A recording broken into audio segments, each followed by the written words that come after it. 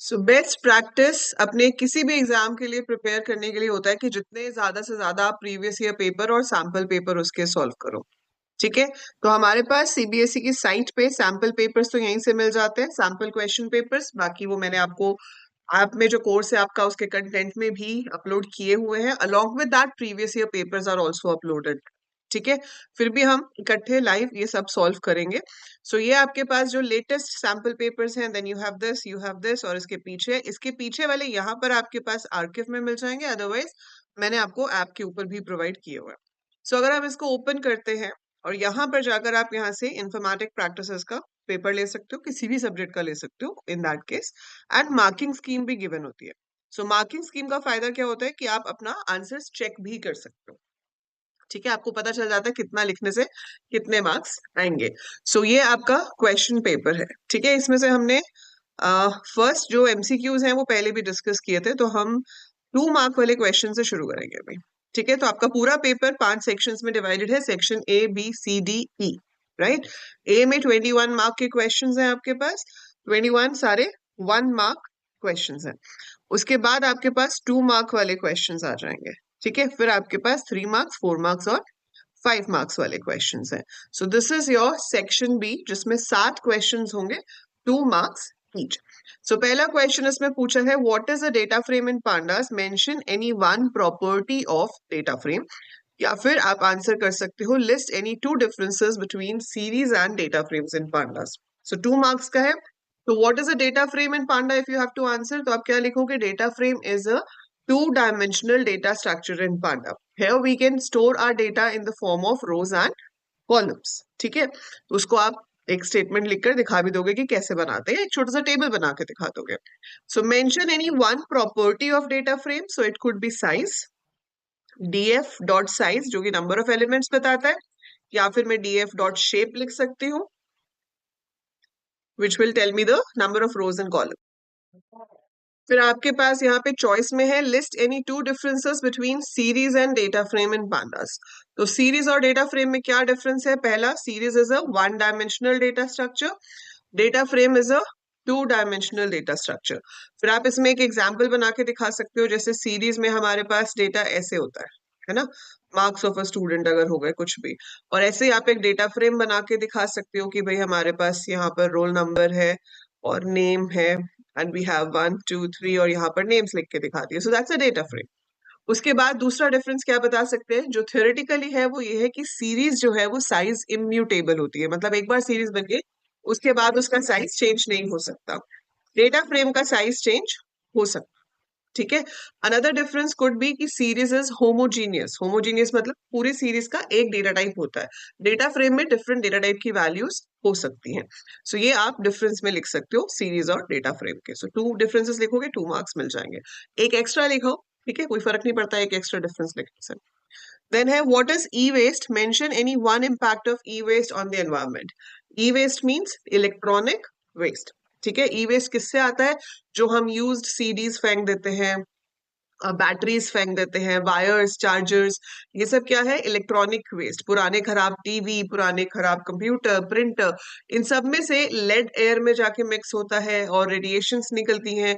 So lot of things are there, lot of chemicals are there जो आपके environment में, soil में, water में मिक्स होते हैं।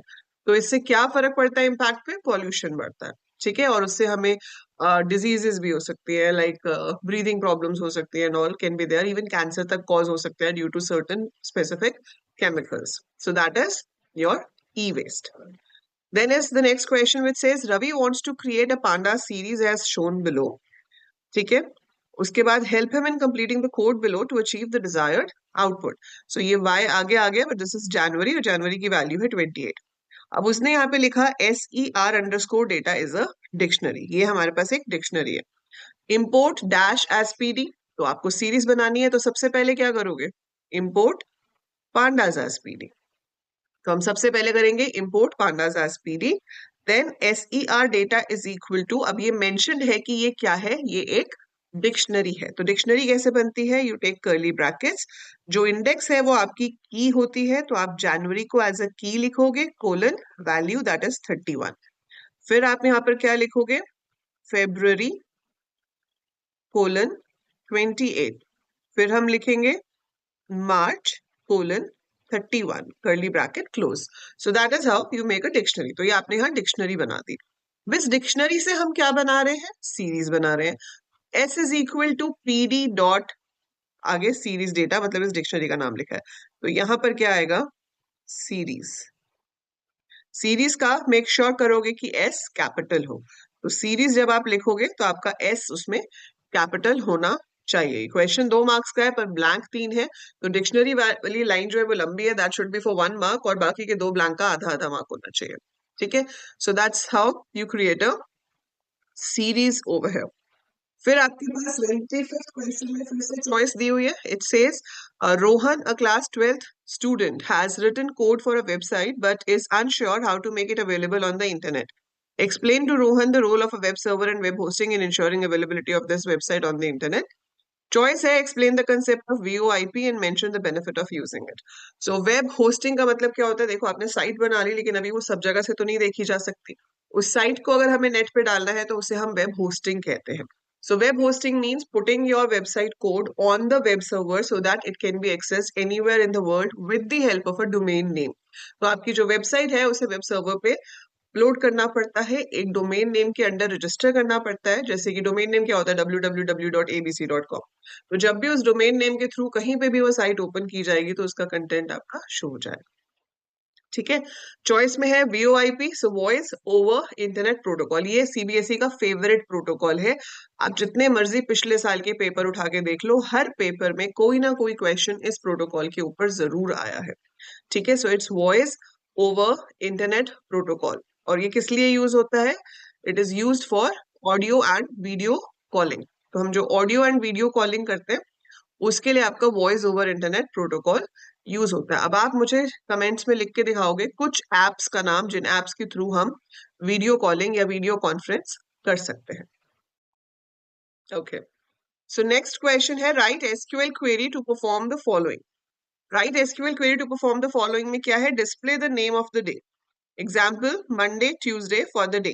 अब ये डेट है, इसका नेम ऑफ द डे दिखाना है. बहुत सिंपल है, आप क्या लिखोगे? Select, we have a function called day name. Select day name and in the round brackets you have to write down the date and make sure the date is given in quotes. So जो date है वो आपने quotes में लिखनी होती है. So select day name 20260101. ठीक है, find and display the position of the substring India in the string Incredible India. तो आपको जब पोजीशन निकालनी है उसके लिए जो फंक्शन होता है वो इन str होता है. तो आपको फंक्शंस के नाम यहाँ पे सारे याद होने चाहिए, कौन सा फंक्शन क्या करता है. सो इन str फंक्शन है जिसकी हेल्प से मैं एक स्ट्रिंग के अंदर दूसरी स्ट्रिंग को सर्च कर सकती हूँ. तो मैंने यहाँ पर लिखा incredible India comma what do I have to search? I have to search India. तो ये क्या रिटर्न करेगा? सेमीकोलन भी आएगा पीछे. सो स्ट्रिंग्स जो है SQL में 1 से शुरू होती हैं. तो 1 2 3 4 5 6 7 8 9 10 11 12. So India is found at position 12. सो इसका आंसर आएगा 12, बट आपको आंसर नहीं बताना है, आपको सिर्फ क्वेरी लिखने को बोला है. Find and display the position of this. तो उसके लिए क्वेरी जो होगी वो होगी सिलेक्ट इन STR, ब्रैकेट में डबल कोट्स में पहले आएगा इनक्रेडिबल इंडिया फिर कॉमा इंडिया. ठीक है, ये इंडिविजुअल रो फंक्शंस हैं, बहुत इंपॉर्टेंट होते हैं, इस पे भी क्वेश्चंस हमेशा आते ही आते हैं. Define digital footprints. Differentiate between active and passive digital footprints. So digital footprint की definition बताओगे कि digital footprint is whatever activity we do on the internet, whatever page you're surfing, whatever link you're clicking, it's all stored somewhere. ठीक है, हम जो भी काम net पे कर रहे हैं, मैं अभी ये क्लास ले रही हूँ, आप भी क्लास ले रहे हो, मतलब मैं पढ़ा रही हूँ, आप सुन रहे हो, ये भी कहीं ना कहीं रिकॉर्ड हो रहा है. जो आप कमेंट्स में लिखते हो, जो आप चैट में लिख रहे हो, वो भी कहीं ना कहीं रिकॉर्ड हो रहा है. So whatever activities we are doing, it's all recorded somewhere. That's called digital footprint. और एक्टिव का मतलब है जब मुझे पता है कि मैंने इंटेंशनली, मुझे पता है मैं चैट में लिखूंगी तो रिकॉर्ड होगा, मैं किसी को मेल करूंगी तो रिकॉर्ड होगा, मैं किसी वीडियो के नीचे कमेंट करूंगी तो रिकॉर्ड होगा. बट कुछ ऐसी चीजें होती है जो हम कभी ऑब्जर्व भी नहीं करते. जैसे आप तो शॉपिंग कर रहे हो, आप प्रोडक्ट्स देखते जा रहे हो, है ना, आपने कार्ट में ऐड किया फिर आपने हटा दिया, आपने किसी रील को एक बार की जगह 10 बार देखा, वो हमें लगता भी नहीं है कि वो इस चीज को भी रिकॉर्ड कर रहा है, but it's recording every behaviour of yours when you are connected to the internet. हर चीज आपकी वहां पर रिकॉर्ड हो रही है, उसे कहते हैं passive digital footprint. So when I agree it's with my intention that it is recording it, it's active digital footprint. और जब मुझे पता भी नहीं है कि पता नहीं ये रिकॉर्ड हो रहा है या नहीं हो रहा, बट हर चीज कहीं ना कहीं ट्रैक हो रही है, so that is passive digital footprint. ठीक है, नेक्स्ट क्वेश्चन है write the output of the following code. So code given है, चॉइसेस है यहाँ पर भी। तो पहला है import pandas as PD, students is equal to PD dot series. ठीक है, तो इसमें एक सीरीज बनाई है जिसके अंदर 3 नाम आ गए, अभय, अनन्या, जावेद। फिर एक सीरीज बनाई है जिसमें 3 मार्क्स हैं। फिर उसने उसकी एक डिक्शनरी बना ली। डिक्शनरी में क्या किया, नेम के अंदर स्टूडेंट वाली डिक्शनरी ले ली, मार्क्स के अंदर मार्क वाली ले ली, और फिर इसका बना दिया डेटा फ्रेम। ठीक है, अब जो इसका बाय डिफॉल्ट डेटा फ्रेम बनेगा वो ये बनेगा कि आपके पास नेम नाम का कॉलम होगा और मार्क्स नाम का कॉलम होगा। इंडेक्स पे आएगा 012, यहाँ पर आ जाएगा अभय, मार्क्स होंगे 85। देन आ जाएगा अनन्या, मार्क्स होंगे 92। Then it will be Javed, marks होंगे 88। बट अब इसने क्या किया, रीनेम यूज कर लिया। df dot rename columns is equal to name colons to name, मतलब इस कॉलम का नाम चेंज होकर टू नेम हो गया, मार्क्स का नाम चेंज होकर स्कोर हो गया। In place is equal to true, मतलब यस करंट डेटा फ्रेम में चेंजेस करने हैं। सो करंट डेटा फ्रेम में चेंजेस हो गए, फिर हमने डेटा फ्रेम को प्रिंट करा दिया। तो आपके आउटपुट में ये आएगा, 2 कॉलम्स होंगे, पहले कॉलम का नाम होगा स्टू नेम, दूसरे कॉलम का नाम होगा स्कोर। अंदर वैल्यूज वही आएंगी, इंडेक्स 012 ही रहेगा। ठीक है, बस हमने यहाँ पे क्या किया है, कॉलम्स के नाम बदल दिए हैं। So stu name is name of your first column, score is the name of your second column, the data will be same. तो ये आपने आउटपुट में लिखना है। Write the output of the following code, इसमें एक सीरीज बनाई इन्होंने, फिर एक और सीरीज बना ली, फिर क्या किया, डिक्शनरी सेम उसी तरीके से बनाई, और फिर उसका डेटा फ्रेम बना दिया। अब डेटा फ्रेम बनाने के बाद आपने लिखा df dot drop index is equal to 1 comma in place is equal to true. पर कॉलम तो बताया नहीं ना, इंडेक्स इज इक्वल टू 1 मतलब कॉलम डिलीट करना है। ठीक है, in place is equal to true मतलब चेंजेस इसके अंदर करने हैं, बट कौन सा कॉलम डिलीट करना है वो तो बताया ही नहीं। तो जब ये ही नहीं बताया कि कौन सा कॉलम डिलीट करना है, तो फिर कोई भी कॉलम डिलीट नहीं होगा। तो इसके अंदर आपके पास सिंपल आंसर आ जाएगा, स्टेट पहला कॉलम, कैपिटल दूसरा कॉलम। यहाँ पर आपके पास स्टेट आ जाएगी, तो स्टेट क्या है, महाराष्ट्र, उसका कैपिटल है मुंबई। इंडेक्स 1 पे आ जाएगा गुजरात, उसका कैपिटल है गांधीनगर। 2 पे आ जाएगा केरला, तिरुवनंतपुरम, जो भी। ठीक है, सो ये होगा, और ड्रॉप कुछ भी नहीं होगा क्योंकि यहाँ कोई कॉलम का इंडेक्स दिया ही नहीं। अगर कॉलम इंडेक्स दिया होता या स्टेट या कैपिटल लिखा होता तो वो कॉलम जो है वो आपका डिलीट हो जाता डेटा फ्रेम में से, but they have not mentioned any column, तो आप डेटा फ्रेम को ही एज अ रिजल्ट शो कर दोगे।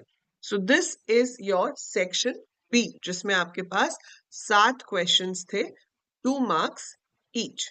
ठीक है, सो आई होप इट्स क्लियर इनको कैसे सॉल्व करना है। इजी होता है पेपर, बस ध्यान से करना है, ये नहीं कि जल्दबाजी में कुछ भी लिख दिया। So you have to read it properly, have to understand it and then write the answers, and it's really very easy to score an IP. ठीक है, आई होप ये सबको अच्छे से समझ आ गया कि कैसे हमने इनको सॉल्व किया।